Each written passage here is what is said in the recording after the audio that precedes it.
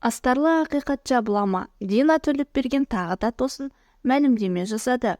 Астарлы ақиқатты жүргізуді тоқтатқанын айтқан журналист ендігі мақсаты қандай екенін мәлімдеді. Бұл туралы бүгін KZ тілшісі журналистің жеке парақшасына сілтеме жасап хабарлайды. Халқым мені қашанда құрметтеп сүйетінін білетін едім. Бірақ мұндай ыстығы ықыласпен деп ойламадым. Қаншама хаттар, жылы лебіздер, қоңыраулар, жанкүйерлер мен фан-клубтардың видеолары, репосттары менің көңілімді бір босатып тастады. Сіздерге үлкен рахмет. Бірақ мен эфирден кетсем де сіздерден кетуге асықпаймын. Дина зейнетке шығып жатқан жоқ.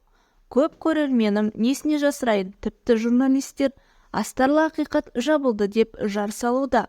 Олай емес, мен тек жүргізушілікті тоқтатып жатырмын. Жүргізу маңызды болса да, эфирдегі жұмыстың бір бөлігі ғана. Одан бөлек кадр сыртында қайнаған тіршілік. Редакция, операторлар, техникалық қызмет, пост-продакшн, олардың барлығын басқару бас продюсердің міндеті. Яғни менің деп көпшілікті ойландырып қойды.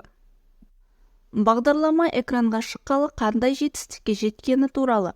Астарлы ақиқаттың айрықша ерекшелігі ол қай кезде де кейіпкерлердің мәселесіне өте терең қарауы.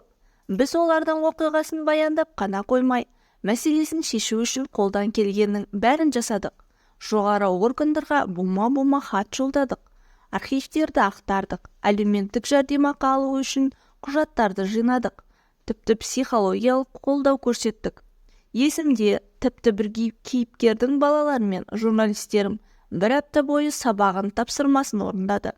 13 жылда жиналған материалдар талай туындыға анализ жасауға негіз болатын дария дүние. Мен оны өзім әлі зерттеп санап қорытып жатырмын. Және кино, фильм, сериал режиссерлары мен сценаристерін байланысуға шақырамын. Кей оқиғаларды жазып жатқан өз кітабымнан да оқитын боласызды, деді журналист.